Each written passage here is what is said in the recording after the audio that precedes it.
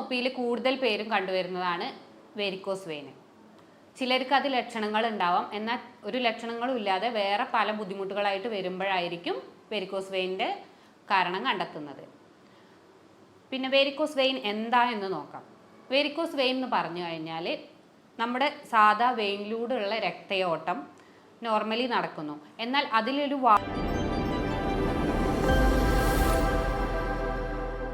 ഒ-പിയിൽ കൂടുതൽ പേരും കണ്ടുവരുന്നതാണ് varicose vein.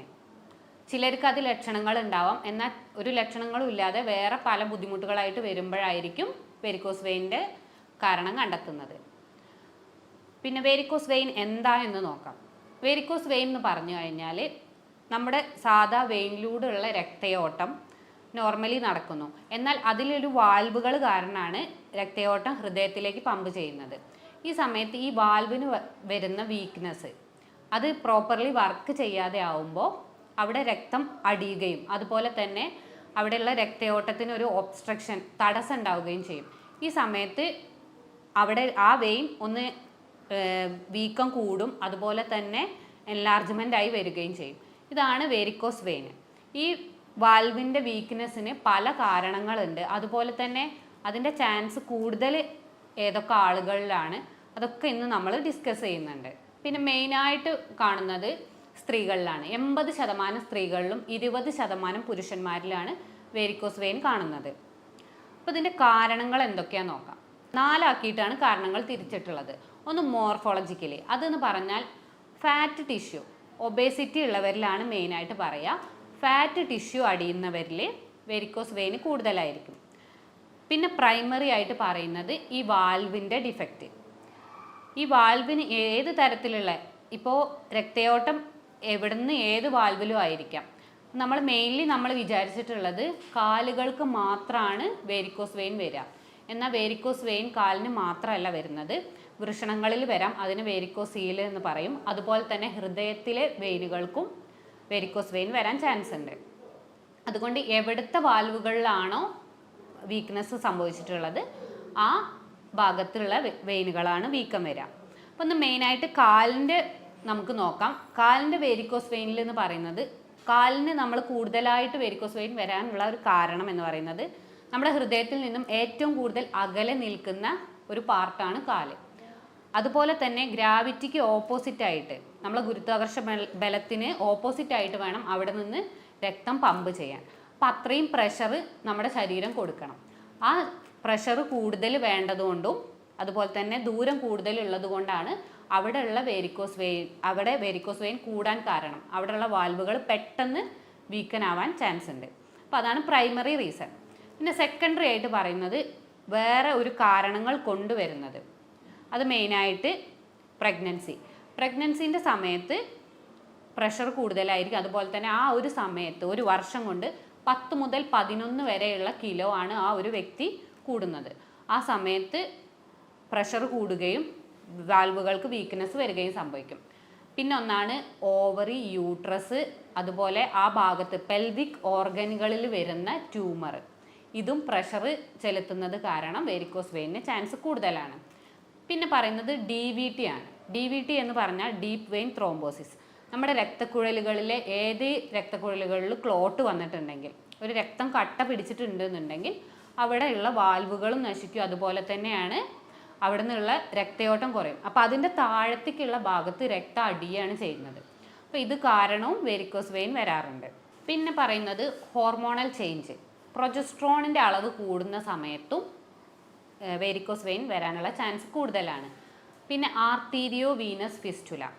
ആർട്ടറിയും വെയിനും സിരാധമനികൾ തമ്മിൽ ഒരു കണക്ഷൻ ഉണ്ടായി കഴിഞ്ഞാൽ അതും ഈ വാൽവുകൾക്ക് ഡിഫക്റ്റ് വരും. അതുപോലെ തന്നെ ആ കണക്ഷൻ കാരണം ഇതിൽ രക്തത്തിന് അശുദ്ധ രക്തമായി മാറുകയും അത് അടിയുകയും ചെയ്യും. ഇത് കാരണം ബുദ്ധിമുട്ടുണ്ടാവാം. ഈ 19-20 ഈ വയസ്സുകളിലും ഇപ്പോൾ ഈ ഇടയ്ക്ക് വെരിക്കോസ് വെയിൻ കൂടുതലായിട്ട് കാണുന്നുണ്ട്. അത് ജന്മന ആർട്ടീരിയോ വീനസ് ഫിസ്റ്റുല ഉള്ളവരിലാണ് മെയിനായിട്ട് കാണുന്നത്. മുൻകാലങ്ങളിൽ ഇത്രയധികം കണ്ടിരുന്നില്ല, പക്ഷെ ഇന്ന് ജനറ്റിക്കലി വരുന്നതും കാണാറുണ്ട്. ഈ എല്ലാ ആളുകളിലും ഒരേ ലക്ഷണങ്ങളാവില്ല കാണിക്കുന്നതും. പിന്നെ ഇത് കൂടുതലാവുന്ന സാഹചര്യങ്ങൾ, എന്ത് കാരണമാണ് വെരിക്കോസ് വെയിന് ആൾക്കാരിൽ കൂടുന്നത്? അതെല്ലാവർക്കും അറിയുന്ന പോലെ തന്നെ ഒന്നാണ് കൂടുതലായിട്ട് നിൽക്കുന്ന സമയത്ത് എന്ന് കഴിഞ്ഞാൽ ആ സമയത്ത് കാഫ് മസിൽസുകൾ പ്രവർത്തനം കുറയും. കാരണം കൂടുതലായിട്ട് വീക്ക്നെസ് സംഭവിച്ചിട്ടുണ്ടാവും. അപ്പോൾ പമ്പിങ്ങും ഓട്ടോമാറ്റിക്കായിട്ട് കുറയും. ഒരു കാരണം അതാണ്. പിന്നെ രണ്ടാമതായിട്ട് പറയുന്നതെന്ന് പറഞ്ഞാൽ ഓപ്പോസിറ്റായിട്ട് ബ്ലഡ് പമ്പ് ചെയ്യണം, പക്ഷേ ആ വാൽവുകൾ വീക്കൻ ആവുകയാണ്. കൂടുതൽ നേരം നിൽക്കുന്ന ഒരു എനർജിയും പോകുന്നുണ്ട്. അതുപോലെ പമ്പിങ്ങിനുള്ള ഒരു ശേഷി ഇല്ലാത്ത സമയത്ത് വാൽവുകൾ വീക്കനാവും. ഈ സമയത്തും കൂടുതലായിട്ട് നിൽക്കുന്നവരിൽ വെരിക്കോസ് വെയിൻ വരാനുള്ള ചാൻസ് കൂടുതലാണ്. പിന്നെ ഒന്ന് പറയുന്ന പ്രഗ്നൻസി, മുന്നേ പറഞ്ഞതുപോലെ പ്രഗ്നൻസി എന്ന് പറയുന്നത് ഒന്നിൽ കൂടുതൽ പ്രസവം കഴിഞ്ഞവരിൽ പ്രൊജസ്ട്രോണിൻ്റെ അളവ് കൂടുതലായിരിക്കും. അപ്പോൾ ഈ സമയത്ത് വെരിക്കോസ് വെയിനിൻ്റെ ചാൻസ് കൂടുതലാണ്. പ്രൊജസ്ട്രോണിൻ്റെ അളവ് കൂടുമ്പോൾ വെരിക്കോസ് വെയിന് കൂടുതലായിട്ട് കാണാറുണ്ട്. അതുപോലെയാണ് ഒബേസിറ്റി. അമിതവണ്ണമുള്ളവരിൽ വണ്ണം കുറയ്ക്കുകയാണ് മെയിനായിട്ട് നമ്മൾ പറയുന്ന ഒരു കാര്യം. കാരണം എന്താ വെച്ചാൽ ഓൾറെഡി ആ മൊത്തം വെയിറ്റ് താങ്ങാനുള്ള ഒരു കപ്പാസിറ്റി ബോഡിക്ക് വേണം. അതിൻ്റെ ഒപ്പം തന്നെ താഴത്തെ ലോവർ ലിംബുകൾ, കാലിൽ നിന്ന് ബ്ലഡ് പമ്പ് ചെയ്യാനുള്ള കപ്പാസിറ്റി. അപ്പോൾ ഇത് രണ്ടും കൂടെ ആകുമ്പോൾ ശരീരത്തിന് ബാലൻസ് ചെയ്യാൻ കഴിയില്ല. ആ സമയത്ത് അവിടുത്തെ രക്തയോട്ടം കുറയുകയും ഉള്ള രക്തം അടിഞ്ഞു കൂടുകയും ചെയ്യും. പിന്നെ നോർമലി എന്താണ് നമ്മുടെ ശരീരത്തിൽ രക്തയോട്ടം നടക്കുന്നത് നോക്കാം. കാരണം ഇത്രയും കാരണങ്ങൾ കാരണം എങ്ങനെ വരുന്നു. നോർമലി ഇപ്പോൾ കാലുകളിലാണെങ്കിൽ സൂപ്പർഫിഷ്യൽ വെയിൻസും ഡീപ്പ് വെയിൻസും ഉണ്ട്. മീൻസ് ശരീരത്തിൻ്റെ തൊലിയുടെ തൊട്ട് താഴെയായിട്ടുള്ള കുറച്ച് വെയിനുകളും ഉണ്ട്. അതിൻ്റെ കുറച്ചും കൂടെ നമുക്ക് കാണാൻ പറ്റാത്ത രീതിയിലുള്ളതുണ്ട്. ഈ രണ്ടിനെയും കൂടെ കണക്ട് ചെയ്യുന്നതാണ് ഒരു പെർഫറേറ്റിംഗ് കമ്മ്യൂണിക്കേഷൻ ആണ്. വേറെ വെയിനുകളുണ്ട്. അപ്പോൾ ഇതിലെല്ലാം വാൽവുകളുണ്ട്. അപ്പോൾ മസിൽസ് കൺട്രാക്ട് ചെയ്യുന്ന സമയത്ത് ഇതിൽ ഡീപ്പിൽ നിന്ന് പുറത്തേക്കുള്ള, ഉള്ളിലുള്ള വെയിനിൽ നിന്ന് പുറത്തേക്കുള്ള വെയിനിലേക്ക് നോർമലി ബ്ലഡ് പോവും. അതുപോലെ തന്നെ റിലാക്സ് ചെയ്യുന്ന സമയത്ത്, ഇപ്പോൾ നമ്മൾ ഫ്രീ ആയിട്ട് ഇരിക്കുന്ന മസിൽസ് റിലാക്സ് ചെയ്യുന്ന സമയത്ത് തിരിച്ച് മുകളിലത്തെ വെയിനിൽ നിന്ന് താഴോട്ട് വരികയും ചെയ്യും. ഇതാണ് നോർമലി നടക്കേണ്ടത്. എന്നാൽ ഈ വാൽവ് വീക്കൻ ആവുന്ന സമയത്ത് ചിലപ്പോൾ കൺട്രാക്ട് ചെയ്യുന്ന സമയത്ത് തന്നെ ഉയർന്ന രീതിയിൽ രക്തം മുകളിലത്തെ വെയിനിലേക്ക് പോവും. പക്ഷേ അത് തിരിച്ചു വരില്ല. ഒന്നാമത് പോകുന്നത് എത്രയാണോ അതിൻ്റെ ഇരട്ടി രക്തം മുകളിലത്തെ വെയിനിലേക്ക് പോവുകയും ചെയ്യും. അതുകൊണ്ടാണ് നമ്മൾ ഈ പുറത്തുള്ള വെയിനുകളിലെ ചുരുളിച്ച കൂടുന്നതായിട്ട് കാണുന്നത്. കാരണം ഉള്ളിൽ അത്രത്തോളം എഫക്റ്റ് വരുന്നില്ല. കാരണം എന്താ വെച്ചാൽ പുറത്തേക്കുള്ള രക്തയോട്ടമാണ് കൂടുന്നത്. അവിടെയുള്ള വാൽവുകളാണ് പെട്ടെന്ന് ക്ഷീണം ബാധിക്കുക, അതേപോലെ രക്തയോട്ടം അടിഞ്ഞു കൂടുകയും ചെയ്യുന്നത്. അപ്പോൾ അതിൻ്റെ രക്തം അവിടെ കൂടുതലായിട്ട് വരുന്നത് കാരണം അതൊരു വീക്കം കൂടുകയും ചുരുളിച്ച കൂടുകയും ചെയ്യുന്നു.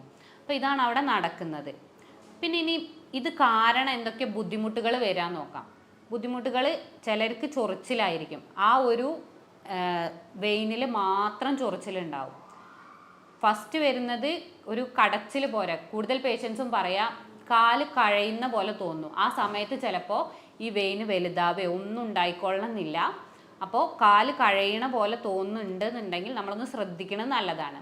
അത് കഴിഞ്ഞിട്ട് രാത്രി കാലങ്ങളിലാണ് ഇതിൻ്റെ വേദന വളരെ അധികം കൂടുന്നത് കാണാറ്. രാവിലെ ചിലപ്പോൾ ആൾക്ക് ഒരു കുഴപ്പവും ഉണ്ടാവില്ല. രാത്രി നല്ല രീതിയിലുള്ള കുത്തിപ്പറിക്കുന്ന വേദന ഉണ്ടാവും, കടച്ചിലുണ്ടാവും. ഈ രീതിയിലാണ് കാണാം.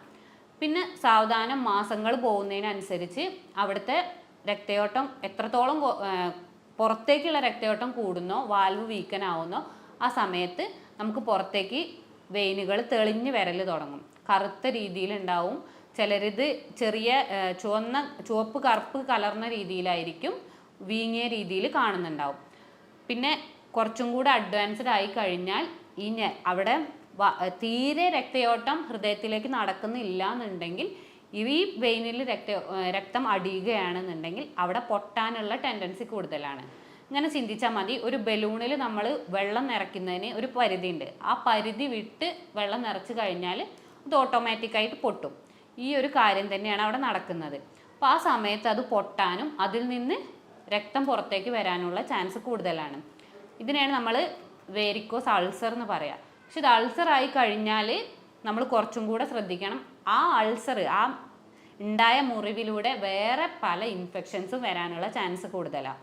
വേരിക്കോസ് മാത്രമാണെന്നുണ്ടെങ്കിൽ നമുക്ക് പെട്ടെന്ന് തന്നെ അത് നിയന്ത്രിക്കാം. പക്ഷേ അൾസർ ആയി കഴിഞ്ഞാൽ ആ മുറിവിനെയും കൂടെ നമ്മളൊന്ന് ശ്രദ്ധിക്കണം. പിന്നെ ഷുഗർ ഉള്ളവർ പ്രത്യേകം ശ്രദ്ധിക്കേണ്ടതാണ്. കാരണം ആ മുറിവ് വന്നു കഴിഞ്ഞാൽ ഉണങ്ങാനുള്ള ചാൻസും വളരെ കുറവാണ്. അപ്പോൾ ഷുഗർ നിയന്ത്രിച്ച് കഴിഞ്ഞാൽ ഓട്ടോമാറ്റിക്കായിട്ട് നമ്മൾ എല്ലാ കാര്യങ്ങളും ഫുഡ് അതുപോലെ തന്നെ എക്സസൈസ് മെഡിസിനൽ പാർട്ടൊക്കെ വരുമ്പോൾ കറക്റ്റായിട്ട് നമുക്ക് നമ്മുടെ കൈവരിയിൽ തന്നെ എത്തും. പിന്നെ ഈ വെരിക്കോസ് വെയിനിന് എങ്ങനെ നമുക്ക് നിയന്ത്രിക്കാൻ പറ്റും നോക്കാം. മെയിനായിട്ട് പറയുന്നത് ആൽക്കഹോൾ കംപ്ലീറ്റ് ആയിട്ട് ഒഴിവാക്കുക. അതുപോലെ തന്നെ പഞ്ചസാര കലർന്ന എല്ലാ ഭക്ഷണങ്ങളും. പിന്നെ ഹൈ കലോറി ഉള്ള ഫുഡുകൾ എന്ന് പറയുന്നത് ഇപ്പോൾ പ്രോസസ്ഡ് ആയിട്ടുള്ള ബേക്കറി ഐറ്റംസ്, കൊളസ്ട്രോൾ റിച്ച് ആയിട്ടുള്ള ഭക്ഷണങ്ങൾ കംപ്ലീറ്റ് ആയിട്ട് ഒഴിവാക്കുക. പിന്നെ കഴിക്കാൻ പറ്റുന്നത് എന്ന് പറയുന്ന പച്ചക്കറികളെല്ലാം നിങ്ങൾക്ക് കഴിക്കാം. അതുപോലെ തന്നെ പഴങ്ങളും. ഇതൊന്നും കഴിച്ചു വിചാരിച്ചിട്ട് വെരിക്കോസ് വെയിൻ്റെ ബുദ്ധിമുട്ടുകൾ ഉണ്ടാവില്ല. പിന്നെ പറയുന്നത് കുറച്ച് എക്സസൈസുകളാണ്. എക്സസൈസ് നമ്മൾ സ്ഥിരമായിട്ട് ചെയ്യണം. കാരണം എന്താ വെച്ചാൽ ഇത് ആ ഭാഗത്തുള്ള രക്തയോട്ടത്തിനാണ് പ്രശ്നം പറ്റിയിട്ടുള്ളത്.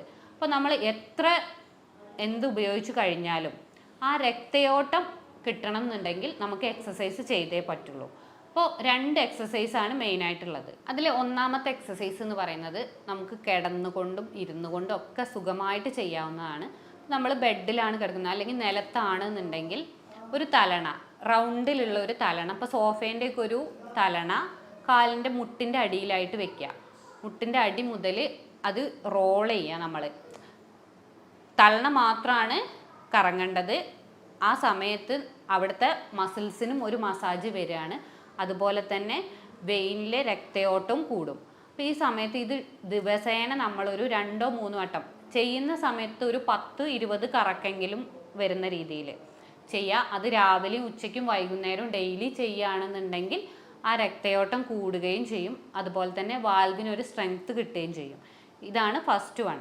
രണ്ടാമത്തെ എക്സസൈസ് ഇപ്പം ഞാൻ കാണിച്ചു തരാം. വെരിക്കോസ് വെയിനിന് വേണ്ടി നമുക്ക് നിത്യേന ചെയ്യാൻ പറ്റുന്ന എക്സസൈസാണ്. അതുപോലെ തന്നെ സർക്കുലേഷൻ കൂടാനും സഹായിക്കും. മടമ്പ് പൊന്തിച്ചതിന് ശേഷം മുകളിലോട്ടും താഴോട്ടും ഒരു 20 വട്ടം ഡെയിലി ചെയ്യുക. ഇത്തരം കാര്യങ്ങൾ ശ്രദ്ധിച്ചപ്പോൾ തന്നെ എൻ്റെ OPയിൽ വന്ന ഭൂരിപക്ഷ ആൾക്കാർക്കും അത് വീട്ടിൽ നിന്നും ക്ലിനിക്കിൽ നിന്നും നിയന്ത്രിക്കാൻ പറ്റിയിട്ടുണ്ട്. ഇനി ഇത്തരം ചെയ്തിട്ട് നിങ്ങൾക്ക് ബുദ്ധിമുട്ട് പിന്നെ ഉണ്ട് എന്നുണ്ടെങ്കിൽ നിങ്ങൾക്ക് എന്നെ കോൺടാക്റ്റ് ചെയ്യാവുന്നതാണ്. ഞാൻ doctor Gopika, doctor Basil homeo hospital, Pandikkad, Malappuram ജില്ല. ഞങ്ങൾ ഹോമിയോപ്പതി ചികിത്സയിൽ നമ്മൾ യൂറോപ്യൻ സോഫ്റ്റ്വെയർ ഉപയോഗിച്ചിട്ട് മരുന്ന് നിർണ്ണയവും അതുപോലെ തന്നെ അസുഖം നിർണ്ണയിച്ചതിന് ശേഷമാണ് നമ്മൾ മെഡിസിൻ കൊടുക്കുന്നത്. നമ്മൾ ജർമ്മൻ പൊട്ടൻസി മരുന്നുകളാണ് യൂസ് ചെയ്യുന്നത്. നിങ്ങൾക്ക് നേരിട്ട് വരാൻ ബുദ്ധിമുട്ടുണ്ടെങ്കിൽ നിങ്ങൾക്ക് ഓൺലൈൻ വഴി കോൺടാക്റ്റ് ചെയ്തിട്ട് ഈ കാണുന്ന നമ്പറിൽ കോൺടാക്റ്റ് ചെയ്തിട്ട് കൺസൾട്ടേഷൻ എടുക്കാവുന്നതാണ്.